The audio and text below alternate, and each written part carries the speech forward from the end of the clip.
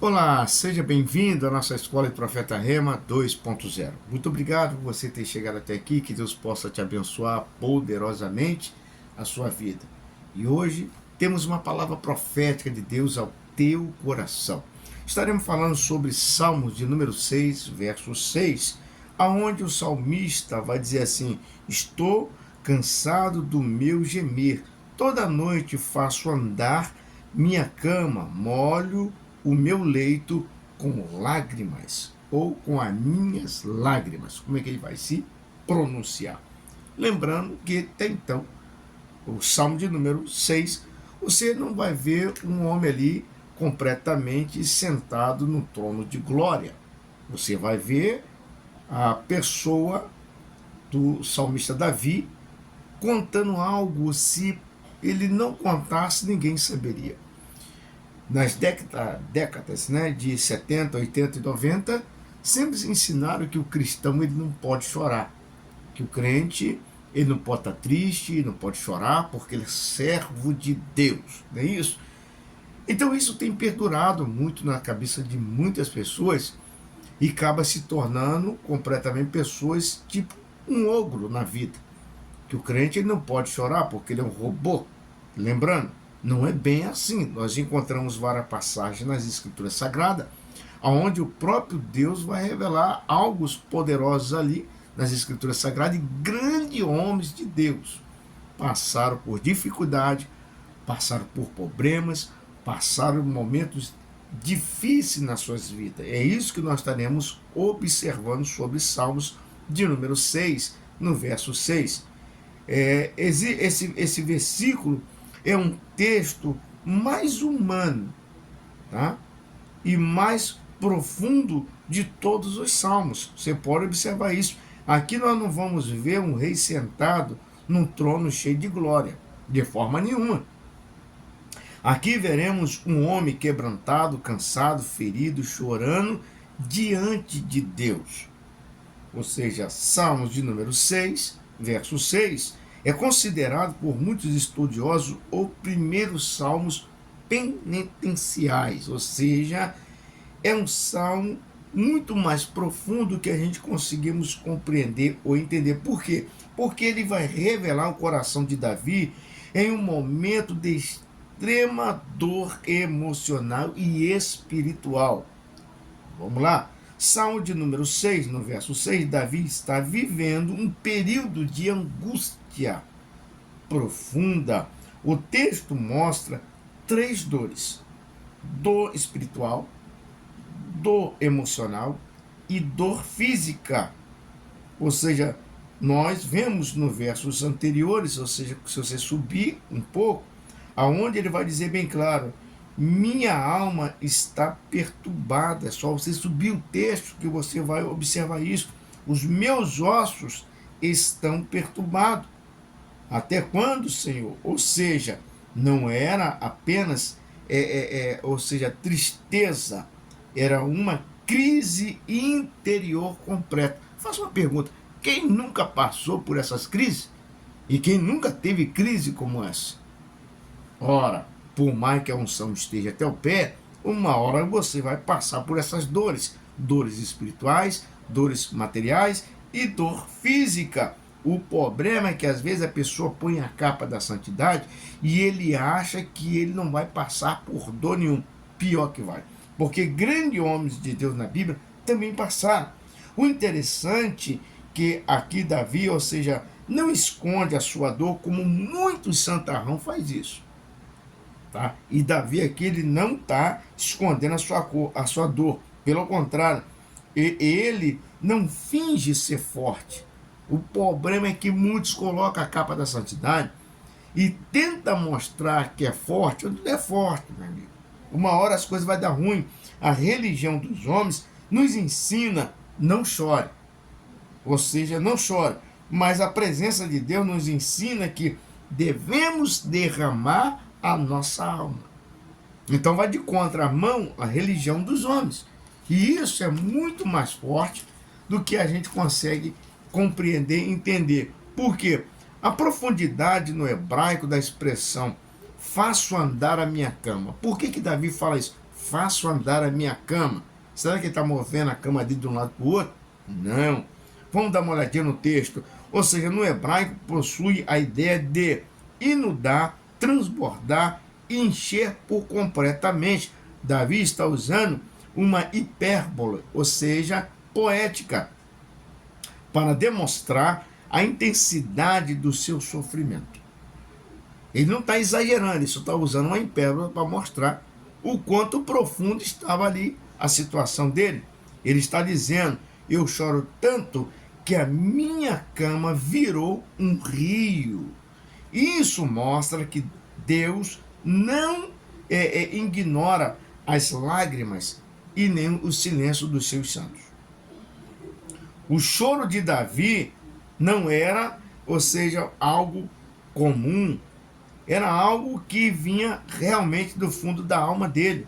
O choro de Davi não era, ou seja, aquilo que muitas pessoas entendem como frescura. Não, não. Era puro sofrimento. Ou seja, muitos confundem lágrima com derrota. É aí que mora o problema. Se o crente estiver chorando, ele está derrotado. Ou se o crente estiver chorando, ele está frágil. Na verdade, se alguém da família falecer, não pode chorar porque o crente é forte. Não, meu irmão, chore à vontade. Derrame lágrima à vontade. Mas a Bíblia, ou seja, mas na Bíblia vai mostrar outra coisa, que homens fortes também choram. Jeremias chorou, Pedro chorou, José chorou, Jesus chorou, Jeremias também chorou. Ou seja, o céu ele não tem problema nenhum com lágrimas. O problema do céu é com o coração endurecido. Há pessoas que não conseguem mais chorar porque a dor os pedrificou por dentro. É tanta dor, tanto sofrimento, que ele virou uma pedra por dentro. Aí não consegue chorar. Mas Davi, ele vai dizer bem claro, mas Davi anda chorando. Ele andava chorando, por quê? Porque o problema estava imenso na vida dele. Ou seja, enquanto alguém tenta mostrar aquilo que não é, o salmista Davi está mostrando realmente a parte humana. Você consegue ver em Salmos de número 6, verso 6, que Davi ele passa para mostrar o lado humano dele. E se ele não escreve isso, ninguém saberia. Ele poderia botar lá sempre o rei Davi, matador de gigante, matador de leão e matador de urso, mas também é um homem que chora, é um homem que sofre, é um homem que nas madrugadas as coisas ficavam muito mais difíceis para ele. A cama de Davi virou um altar. Isso é profundo. A cama normalmente é um lugar para descansar, mas a cama de Davi virou um altar. Quantas pessoas que diz que é forte, mas quando chega a noite, o seu travesseiro virou um altar. De tanto chorar, de tantas lágrimas, acha que está tudo perdido. Mas, para Davi, ele virou um lugar, ou seja, de guerra completamente espiritual. Tem pessoas que, no meio de todo mundo, ele é feliz, ele é alegre. Mas quando chega dentro do quarto dele, esse quarto vira um campo de guerra. Porque o silêncio vai bater ali, a angústia, a depressão, a solidão, é onde tudo se torna tão escuro. Quantas pessoas sorriem de dia, mas à noite choram? Preste bem atenção, o versículo aí vai enfatizar toda a noite. Observa lá no verso 6, que vai dizer toda a noite. Por que a noite? Porque a noite vai revelar dores escondidas. Durante o dia tem distrações, mas à noite não. À noite tudo fica mais silêncio. E no silêncio as coisas complicam muito. As madrugadas, não é isso? Por quê? Durante o dia tem distrações, mas nas madrugadas não. Ou seja, o pensamento fala mais alto, as memórias parece doer mais, não é isso? Os medos gritam muito mais forte. Foi na noite que Jacó lutou com o anjo. Observe isso no Vale de Jaboque. Paulo e Silas estavam presos, acorrentados. Jesus Cristo também suou gota de sangue no Getsema. é o lugar, ou seja, onde Deus trabalha no silêncio. Sempre vai ser à noite, à madrugada, onde ninguém está conversando contigo, mas o silêncio, ele vai falar muito mais dentro de você. O que devemos aprender com o Salmo de número 6, verso 6? Primeiro, Deus permite que seus servos chorem. Existe uma falsa ideia de que homens de Deus não choram. Ou seja, isso é ilusão, isso é mito de religião. Ou seja, mas grandes homens de Deus choraram e choraram muito. Mas Davi sofreu. Não somente Davi, Elias sofreu, Jacó sofreu, Paulo sofreu, Jesus sofreu. E por que eu e você não podemos sofrer? Será que nós somos melhor do que eles? De forma nenhuma. Ou seja, observe bem que a pessoa vive no mundo, parece que um mundo encantado, onde não tem problema. Mas existe uma falsa ideia de que o homem de Deus não pode chorar ou sofrer. Mas Davi sofreu, e sofreu profundamente. Ou seja, o próprio ou seja, salmista, ele é escritor de vários salmos de vitória, agora também ele escreve uns salmos só de lágrima. Então nem tudo na nossa vida só é vitória. Também tem lágrimas, tem sofrimento. E põe sofrimento nisso. Isso nos ensina que um coração espiritual também sente dor. Você pode andar com Deus e ainda assim atravessar noites difíceis de ser atravessado. Mas lembra, mesmo ela sendo difícil, Deus sempre está contigo. Vamos lá. O choro pode durar uma noite, ou seja, o choro pode durar uma noite, o choro pode ser uma oração também. Só que as pessoas falam assim, o choro dura uma noite, mas esquece que o choro ele também pode ser uma oração. Nem toda oração ela sai pela boca, algumas saem pelos olhos. Há lágrimas que falam mais do que palavras. Existem silêncios que o céu entende. Talvez alguém compare, ou seja, não consegue compreender a sua dor, mas Deus entende cada lágrima que você derrama.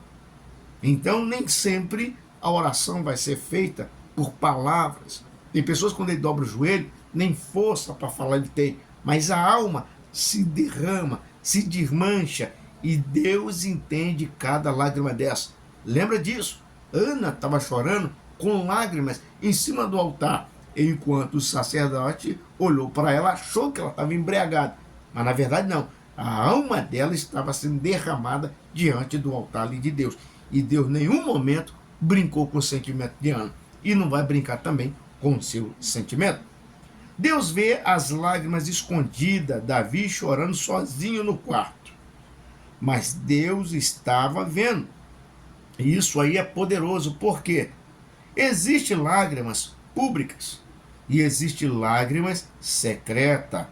As secretas são as mais dolorosas. Por quê? Porque não tem ninguém ali para consolar. Aquelas que são derramadas, né?